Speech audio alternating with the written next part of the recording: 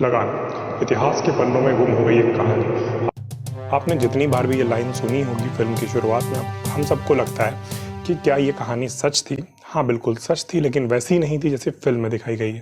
तो असल में क्या हुआ था, असल में ये कहानी कितनी अलग थी, आज बात करेंगे इसी के ऊपर। आप देख रहे हैं इंडियन पॉपुलर कोड और मैं हूँ आपका दोस्त अनिमेश।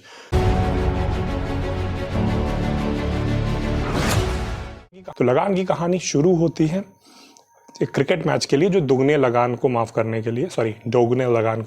के लिए जो कहानी की इंस्पिरेशन है। वहाँ पर 3 अलग अलग घटनाएं हैं। एक 1896 की बात है, जब हिंदू टीम ने अंग्रेज़ों की एक टीम को क्लब मैच में हरा दिया, और इस मैच में खेलने वाले खिलाड़ी थे पलवनकर बालू।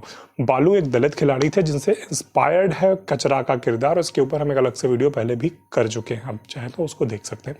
उसके अलावा हिंदू टीम और जो ये मैच था क्लब लेवल का मैच, ये काफ़ी चर्चित हुआ था उस समय पे। ये लगान जिस सन में दिखाए गए उससे 3 साल के अंतर पर है। लगान 1893 की कहानी है और ये 1896 की कहानी है। लेकिन जो मेन इंस्पिरेशन है कहानी की वो आती है डेथ मैच जो है वो दुनिया के अलग अलग हिस्सों में इस पर कई फिल्में बन चुकी हैं, लेकिन जाहिर तौर पर कोई दूसरी फिल्म लगान जितनी सफल नहीं रही है, चाहे वो किसी भी भाषा में बनी हो, चाहे वो हॉलीवुड में बनी हो। जब डेथ मैच की बात करते हैं तो बात होती है उस फुटबॉल मैच की जो यूक्रेन की गुलाम या कैद किए गए खिलाड़ियों और जर्मन नाजी सेना के अलग अलग टीमों के साथ खेले गए थे। एक मैच नहीं खेला गया था, 8 मैच खेले गए थे। और इन 8 मैचों में यूक्रेन की जो टीम थी, असल में 1941 में यूक्रेन की राजधानी कीव पर जब जर्मनी ने कब्जा कर लिया तो उसके कुछ खिलाड़ियों को कैद कर लिया गया, क्योंकि वो सेना के लिए लड़ रहे थे। फिर उनके साथ फुटबॉल मैच रखा गया। अब जर्मनी की पहले हंगेरियन आर्मी की सबसे कमज़ोर टीम आई, उसके बाद रेलवे की टीम आई, उसके बाद जर्मन आर्टिलरी की टीम आई, उसके सबसे आखिर में जो 8वां मैच था वो रुख करके एक टीम थी जर्मनी की, वो आई और उसको भी यूक्रेन के खिलाड़ियों ने हरा दिया और सारे मैच जीते। करीब 8 मैचों में उन्होंने 37 गोल किए थे और जर्मनी ने 7 या 8 गोल ही किए थे सारी टीमों ने मिला के। तो ये बड़ा ज़बरदस्त मैच था। इसके बाद उन खिलाड़ियों को कोई दोगुना लगान उनका माफ़ नहीं किया गया, उनको आज़ादी नहीं दी गई, उनको कोई और सुविधा नहीं दी गई। हाँ, कुछ उनको शराब दी गई पीने के लिए, और मैच के कुछ हफ्ते बाद इस टीम के 5 खिलाड़ियों को गोली मार दी गई। ये क्यों हुआ? क्या जर्मनी ने हार की वजह से इन 5 खिलाड़ियों को गोली मारी? इसके लिए 2 कहानियां बन जाती हैं। 1943 के बाद इस मैच के बारे में किसी अखबार में, किसी खबर में कहीं कोई जिक्र नहीं मिलता। सीधा जिक्र मिलता है 1946 में, जब जर्मनी का कब्जा वहां से ख़त्म हुआ और उसके बाद क्या कहते हैं, अखबार में उन मरे हुए खिलाड़ियों की कहानियां छपी जो फुटबॉल खिलाड़ी थे, जो कि अपने समय पे मशहूर रहे होंगे, तो उनके नाम छपे। उसके साथ साथ इस मैच की रिपोर्टिंग भी छपी। और ऐसा समझ लीजिए कि जैसे 1971 की लड़ाई की एक कहानी आपको पता चले भारत की जनता को, कि भारत की सेना की किसी टुकड़ी को पाकिस्तान ने कब्जा कर लिया हो और उन्होंने वहाँ पर क्रिकेट मैच खेला हो और उन्होंने क्रिकेट मैच में पाकिस्तान को हरा दिया हो, तो बड़ी रोमांचक कहानी बन जाएगी। तो इस कहानी में बहुत सारा राष्ट्रवाद डाला जा सकता है, बहुत सारा प्रोपेगेंडा डाला जा सकता है। तो सोवियत संघ की जो सरकार थी उसने भी यही करना शुरू किया।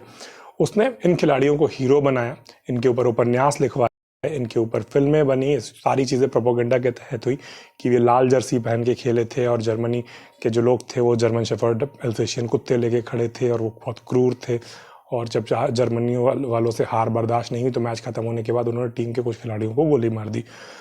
टीम के कुछ जो दूसरे खिलाड़ी थे जो जिंदा बच गए थे, उन्होंने बाद में बताया कि ऐसा कुछ नहीं हुआ। जर्मन सेना ने के सभी टीमों ने बड़ी ईमानदारी से मैच खेला, सारी चीजें ईमानदारी से हुई। लगान फिल्म में भी दिखाया गया है कि मैच ईमानदारी के साथ होता है, बेईमानी नहीं होती है। तो जर्मन सेना ने जो मैच खेले वो पूरी ईमानदारी के साथ खेले। हारने के बाद किसी खिलाड़ी को गोली नहीं मारी गई। कुछ हफ्ते बाद या 1-2 हफ्ते बाद कुछ खिलाड़ी जासूसी में पकड़े गए, वो जासूसी कर रहे थे, इसलिए उनको गोली मार दी गई। जो खिलाड़ी जासूसी में शामिल नहीं थे उनके साथ कोई दुर्व्यवहार इस तरह का नहीं हुआ कि उन्होंने जर्मनी को मैच में हराया है। दूसरी तरफ सरकार ने 5 खिलाड़ियों को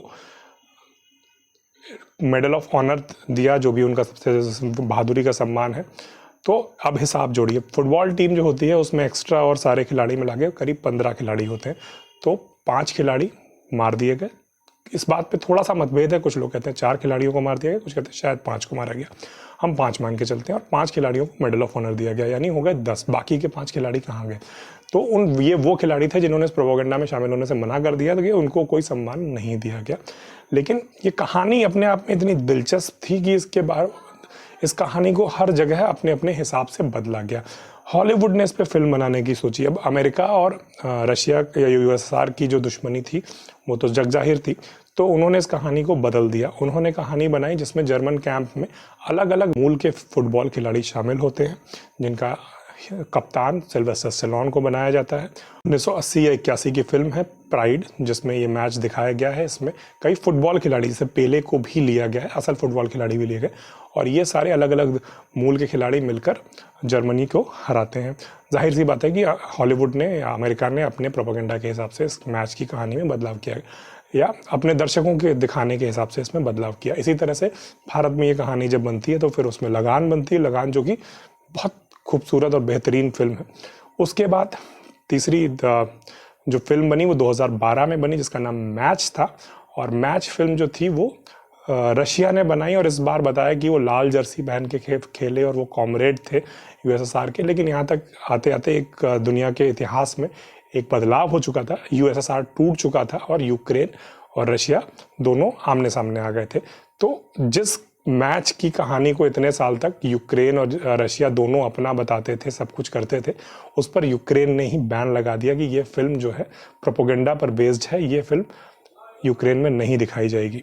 तो ये थी लगान की कहानी। लेकिन लगान की अगर हम बात करें तो बहुत सारे डायलॉग याद आते हैं। आपको अपना फेवरेट डायलॉग ज़रूर हमें कमेंट बॉक्स में बताइएगा। यार लगान का जो आखिरी जो सीन है, जहाँ पर कैप्टन रसल बाउंड्री के एक पैर बाहर रख के वो कैच पकड़ता है, उस सीन पे क्या आपको सच में हर बार ये लगता है कि इस बार शायद भुवन आउट हो जाएगा? ज़रूर हमें कमेंट बताइएगा। देखते रहिए इंडियन पॉपुलर कोर्ट। नमस्कार, धन्यवाद।